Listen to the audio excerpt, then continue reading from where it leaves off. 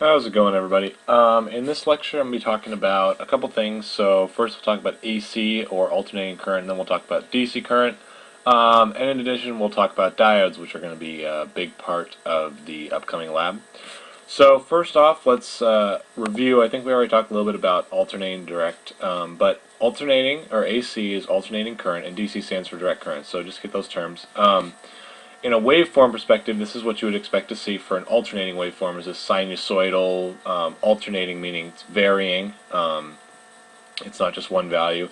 And direct makes more sense. Direct makes sense as well. It's just a direct single value line. And this would be if you're drawing it with respect to time. So if we come over here to LT Spice, I have some simulations. The first simulation is a 3 volt peak to peak 1 kilohertz waveform. So I'm running a transient analysis, which means I'm running this with respect to time. So this is to 3 milliseconds. So if I click Simulate Run, so I can watch this top node. I'll click this guy, and then I can open up this, and you can see it's an alternating waveform, 3 volts.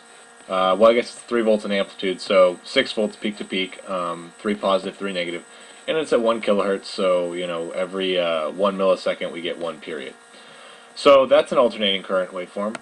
And then similarly, there's a DC current. So if I run, this is just a 5 volts. You can think of this like a battery. So if I click this top node here, we can see what I get is just a steady 5 volts, no time varying whatsoever. It's just a constant value. So that's what we would expect for a direct current battery, or any sort of small electronic devices typically use direct current. So you can also do something called offsetting. So you can have a waveform like this one, and you can have it stacked on top of a waveform like this one. So what that is, it's just a sinusoidal waveform like this guy with a DC offset is what we call it. So AC plus DC is AC with a DC offset. So I have that right here. So if I click this source, you can see I have a sine wave, a 2 volt DC offset is what I'm setting, so, and with a 3 volt amplitude and a 1 kilohertz waveform. So what this is saying is that it's going to stay around, it's going to alternate around 2 volts. So plus 3 volts, it'll go up to 5 volts, and it'll go down to 2 minus 3, which would be minus 1 volt. So I should expect to see a waveform that goes from 5 volts to negative 1 volts and keeps on going up and down and up and down. So sure enough, I'll click this, and I'll go look at my waveform, and what do we see? So we see exactly what we expect right in the middle here. This is that 2 volts, so you can see it starts at 2 volts, and then 1 period later it goes back, and 1 period later it goes back. And it goes up to, this will be 5 volts up here, and down here it goes to minus 1. So that's exactly what we would expect to see. So in LT Spice, you can do DC offsets actually in a waveform like a sine wave. Another way to do it that perhaps may be more visual to you is to set it up like something like this, where you actually have a sine wave up here, and then you just set a DC voltage below it. And all this is doing is that it's doing the exact same thing here, except you're doing it with 2 different voltage sources. So here's my DC source, so 2 volts. So I'm bringing that voltage up 2 volts. And then here's my sine wave, which is doing 3 volts with a 0 volt offset, although that offset is taken care of down here. So if I click here, we can see that I get the exact same waveform like this. And to verify that, let's bring up the voltage across here again. And you can see these voltages, they're identical, so they actually stack on top of one another, so you can't see 2 separate waveforms. But they are identical. They go from minus 1 to 5. So that's just 2 ways of doing the same thing. So let's see, what else do I have to say? It's important when you're dealing in a mixed domain, for example going from AC to DC or from DC to AC, that you provide subscripts for your values so that everyone's clear as to what voltages you're referring to. So if you have a 5 volts, well, I don't know if that's 5 volts peak to peak, I don't know if that's DC 5 volts, so make sure you use subscripts anytime it could be confusing. So right here. And let's see, what else? So most common electronics you'll use, your laptops, your cell phones, your coffee makers, your printers, a lot of those, almost all of them in fact, use DC voltages. But the power that you get delivered to your house, and also, by the way, I'm going to use power and voltage interchangeably, because if you have voltage, you're pretty much going to have power. So the voltage that comes out of your wall outlet is actually an alternating current, an AC waveform, and that's because AC transmits better over long distances. So if we need some way to convert AC to DC in order to use pretty much everything that we're accustomed to using. So the way we do that, there's a few different ways. The first one, you can turn your AC wall power into DC power directly, and what I mean by directly is that a device that uses AC wall power immediately without saving it in like a battery, that would be used directly. So anything you would that could be unplugged and then turns off and stops working, that would be what I mean by directly. It means it has to be plugged into the wall at all times if you want it to be working. This is contrasted with using an AC outlet to charge a battery. So if you want to charge a battery, what you do is you plug your device with the charger obviously into the wall, and it turns that AC voltage into a DC voltage, and then it charges your battery. So the point of this, the great thing about batteries obviously, is that we can take our devices away. We don't need to have a wall at all times. And if you have, any sort of cell phone or laptop, this is the big thing about, the difference between, like, say, laptops and desktops is that obviously your laptop has a battery, so it can get up and you can walk around with it, etc. So those are the two big differences. Both of these, turning AC to DC directly and also charging a battery, both do it in a fashion like this, and this is in the lab manual. So you get this AC voltage in, go through a transformer, because typically your DC voltages need to be much lower than the 120 volts. So you'll break that down to a lower voltage. So right here at this point you'll have, let's say, 24 volts of AC. Then you run it through a rectifier, and what a rectifier does is it makes those negative waveforms positive. So now you only have positive values. So right here you have a waveform that only has positive values, and then you filter it out, and you make things smoother so that you can send it through a voltage regulator. And a regulator basically does what it sounds like. It regulates your voltage. It maintains a constant voltage. So right out here you get a constant DC output value that you can use for your cell phone charging, your laptop charging, etc. So a lot of these circuits, if they charge directly, they often have a circuitry internal that you may not see, but you actually can see the circuitry in, like, your laptop and cell phone chargers. That big brick that comes with your laptop charger, that's actually that circuitry. That's basically probably most of this right here. It's broken down, it's transformed, and then it's used to charge the battery. And similarly, your cell phone, that little box at the end of it. And by the way, the reason that your laptop charger is so big is because it has to provide a lot more power. Your laptop battery needs a lot more juice. So it's just a much bigger circuit to handle that extra power compared to, like, a cell phone charger. And then there's another way you can get DC voltages, and that's just by using disposable batteries. They work on a chemical process, but you don't really need to. You just throw them away when you're done. So rechargeable batteries are really nice, so we usually like to use those more. So now let's move on to the next stage, diodes. So what are diodes? Diodes are pretty much elements that conduct current in one direction but block current going the opposite direction. So if you read the lab manual, you'll get a little bit of background on that, but then I'll talk a little bit more here. So in forward conduction, there's an ideal diode which acts like a short circuit. So essentially, if it's, let's see, I have this. Okay. So here's my LT-Spice schematics that I'm going to be showing you. So here's a diode right up here, and I can zoom in on that. So you have your anode, which is your most positive terminal, and your cathode, which is your most negative, and then here's your diode. So if your current is flowing in the direction of the arrow, you're basically, an ideal diode is going to act like a short.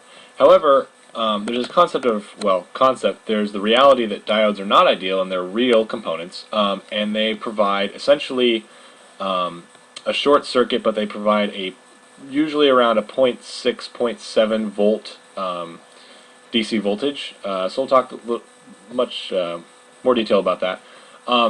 It's important to note that this circuit right here, this first one in LT-Spice, is a very dangerous circuit. Do not ever hook this up in lab. I actually asked you a question in your LT-Spice assignment about why this is dangerous, but just be sure not to do this. You should never do this. You should always include a resistor up here.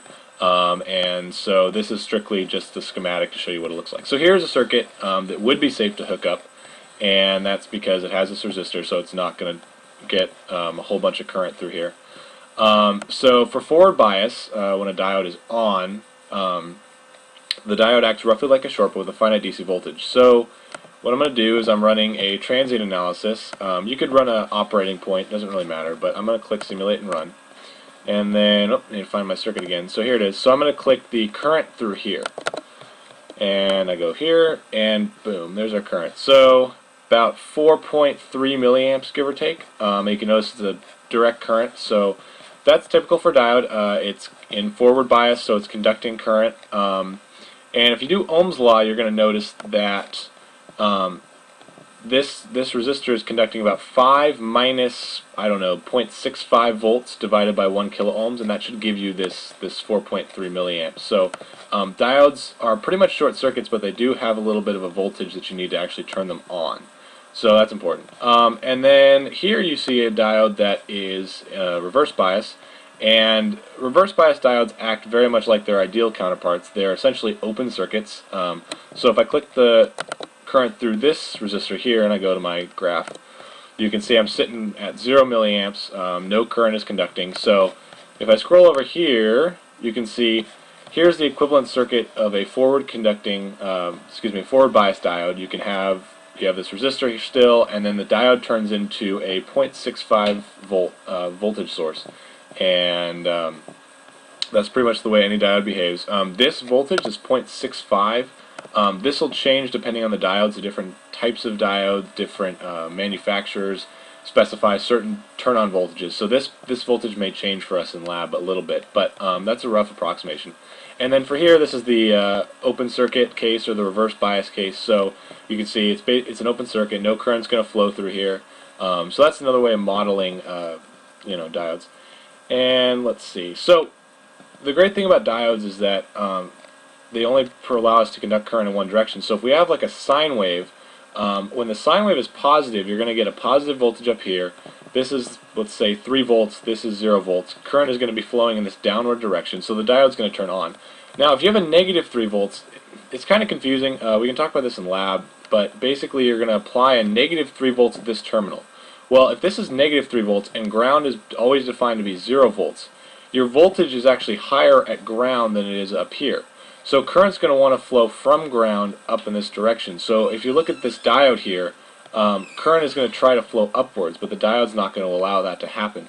So for half the waveform, we're going to get current conducting, and for the other half, we're going to get current blocked. So if I double-click this resistor, it's going to show me the current through the resistor, and here's what we get. So in that positive going, and actually, let's add to that the voltage across here. So I'm going to have the voltage that's coming out of our voltage source and the current through this resistor. So this blue waveform is the voltage from our voltage source, and you can see it goes up and down and up and down. And then this green waveform is the current through our resistor, or through our diode as well. So when we're in this positive going waveform, you can see we're conducting current. It's negative just because of the sign convention. And we're conducting current proportional to how high this waveform is. The higher the waveform, by Ohm's law, you're going to get more current. And then similarly, as soon as we drop below 0 volts, we stop conducting current, and that's because that diode turns off and becomes an open circuit, and you can't conduct any current. So all these negative going cycles actually have a zero, no current is being conducted through the diode. So that's just why diodes, or that's a visual representation of how diodes work. They're easier to visualize, I think, in an alternating current behavior, because you can actually see that operation of turning on, conducting current, and then turning off and being an open circuit. So what else do we have here? So back on this Word document, you can see I have this diode IV characteristic. IV characteristics are very common for semiconductor devices. They describe how the current through the device is related to the voltage across it. So for a diode, you can see at a certain point this VCI, this is that turn-on voltage, so this is about 0.65 volts, give or take. And at that point, the diode turns on and you can conduct current in a pretty much linear fashion. And by the way, on the pre-lab, you're going to have an assignment where you have to calculate this as R2. And here, this breakdown voltage. So if you apply a voltage that's so great, and this is, by the way, this is a reverse bias. So reverse bias, you're going to conduct no current, no current, no current, no current, no current. And when you get to a really high voltage, it's often in the 70 plus volt range, you're actually going to cause your diode to break down. So you're going to apply such a strong voltage that it'll allow it to conduct current in reverse bias. You probably won't ever realize this in lab. This voltage for a typical diode is in the 70 volt range, so negative 70 volts. Your power supplies can't go that high, but just be aware of that. If anyone asks you to draw an IV curve, it can be a common interview question, things like that. So make sure you draw it like this. And this little zigzag means you have to go way out here, because if this is 0.65, then if this was minus 70, it would have to be way outside the screen. So that's about it for this lecture. I will talk about the LT Spice assignment in a separate lecture coming up in a little bit.